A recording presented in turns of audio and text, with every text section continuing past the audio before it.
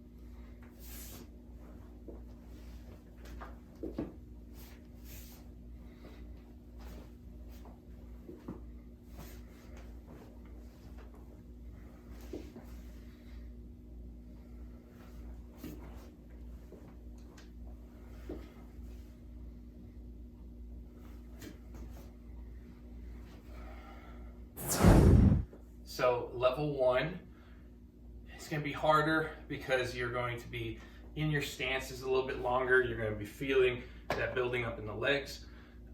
Going up and down is going to be a little bit trickier. Trying to slowly chamber, keep your balance, put your kick out, slowly bring it back, put it down instead of just snapping it.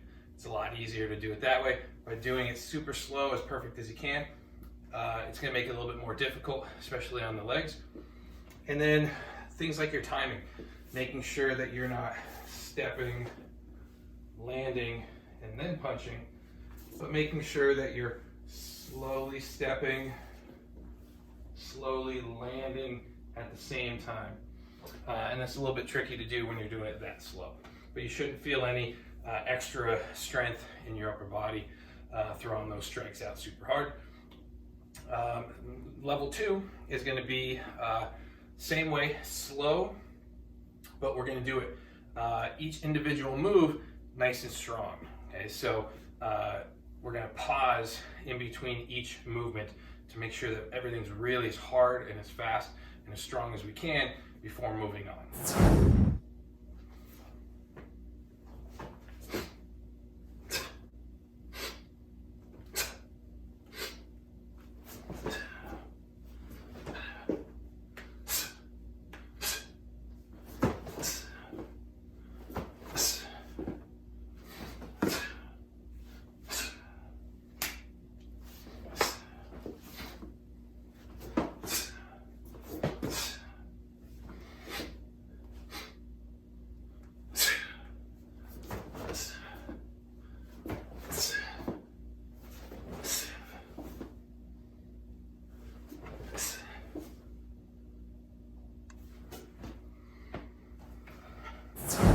Level 2 is a little bit more cardio, a little bit more upper body as well. Not so much with the legs because you're hitting that stance and then quickly moving again, but you should still be activating the legs, feeling the toes and the feet grip into the floor. You're breathing, controlling it, putting it behind your strikes and or blocks, is super important. Make that hard, just like you would be doing your strikes. And it's hard to not get caught up in the speed of it. So what you want to do is you want to practice being super choppy, kind of like a robot. You don't want to rush into the next move or the transition from one technique to the next. That's what the third level is going to be. Is we're going to try to move quickly between the one movement and the next movement, instead of here we're strong, take a second, strong, take a second. Now we're going to combine them together a little bit harder and faster. Now this can be done in a bunch of different ways depending on how you want to do it. It doesn't have to be as soon as you say go, as fast and as quick as you can until the finish line, like you're running a sprint. Or they can be done in little bursts, like little self-defense techniques, 2 or 3 movements at a time, with little pauses to catch your breath or look, or make sure your stance is good before you transition to the next movement. But that's entirely up to you, and you can play with the rhythm and the flow of how fast and how hard you want to do it. This is what feels good for me, and it changes every time I do it. But it's a good way to practice it. This time, level 3, we're going to go all out. Good power, good speed, good transitions, good breathing. Trying to take everything we did from those first 2 levels, but just kick it up as fast and as hard as we can.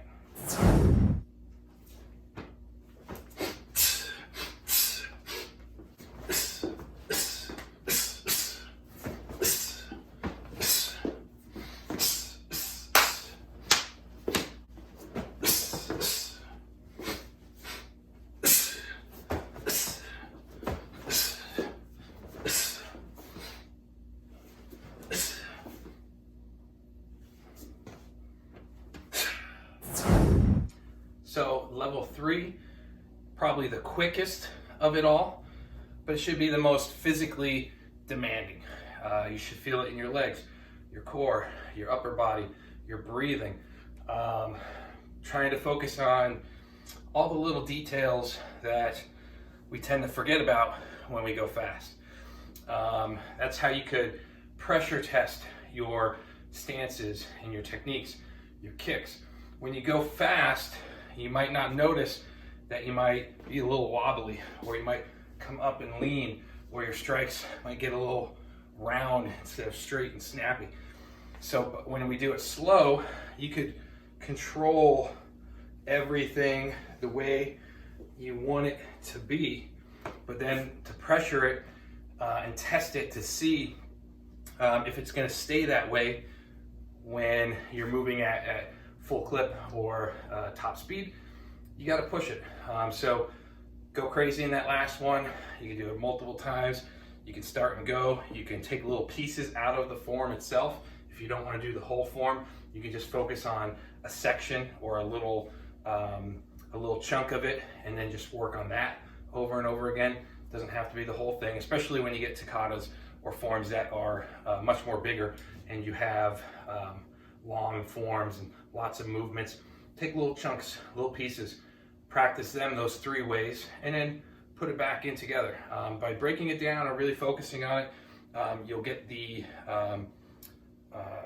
attention to detail that we want without having to think so much about it while you're doing it. So breaking it apart and then putting it back together, trying these 3 different ways. Again, level 1, slow, controlled, super slow motion, timing, breathing, but you're not activating a lot of the muscles besides your stances if you're in there for too long. Level 2, same way, but we're going to do each movement like it's all by itself. So you would do your block like you're throwing it as fast and as hard as you can, and boom, everything stops. And then check it, then the second movement, boom, throw it as hard, as fast as you can, check it, take a pause. So you're taking those little pauses in between. Third, you're just going to flow it all together a little bit harder, a little bit faster, a little bit snappier, as if you were doing real self-defense or real fighting. So think about that next time you're practicing your katas instead of just the same old way. Maybe that'll help you, and you can do that with any of your basics. A couple other ways that you can practice your forms to take them to another level and another understanding of them. because they can get boring. The more you do them, obviously you have to keep practicing them and practicing them to get that muscle memory and to really understand them. But by practicing them a couple different ways, one of the ways I like to do it is the 3 levels of doing the forms.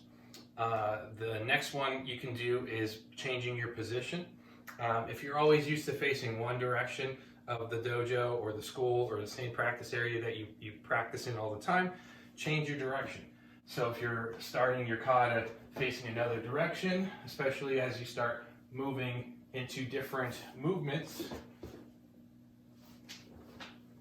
you might get confused because you're used to seeing one wall or a certain spot over and over again. You may not even realize that you're doing it, but to make sure that you can hit the right spots and you're going in the right direction is a fun way to practice them. To make that one step even harder is to not only just go square to the 4 walls, but to start on a 45, which is a lot more difficult. If you're starting your kata or your form in between where you normally would be, you really have to watch that your stance hits the right angle. Otherwise, you're going to be off center or you're going to end off in a wrong position. And one of the other ways that you can practice it as well is by doing it with your eyes closed, or you can blindfold yourself to really make sure that you're feeling comfortable in your stances, especially as you start to move, so that you're not twisting one way, you're not getting yourself off balance, and you're hitting those right directions. And then you can open your eyes and check to make sure that you hit the right direction. One other version as well is you could take little pieces of your forms and work on the bunkai if you have a partner. So for me, I use my imagination a lot, and I can picture the person in front of me, what they're hitting me with, where I'm hitting them, what happens after that. But you might need to have a physical person in front of you. So if you have a partner or a friend or somebody who could stand in, and you could tell them, turn over here so that when I turn, I can block your kick, and then I can step and strike, pull you down from my knee. Another person comes from over here. You can talk your way through the bunkai, so that'll help you understand it a little bit better. The more you understand it, the more you break it down into those tiny little pieces, the more easier they're going to be to remember for things like tests and as you get higher in rank and you have harder and harder katas. So those are a couple different ways that you can have some fun with your forms. And again, it doesn't have to be the whole form. It could be little pieces, little chunks. It might be a section of the form that you're having a hard time with, a sticking point that you get there every time and you kind of get stuck and you can't remember it. Take that piece out, practice it over and over and over again, a couple different ways. And it might help you when you put it back together, be able to flow right through there instead of getting stuck.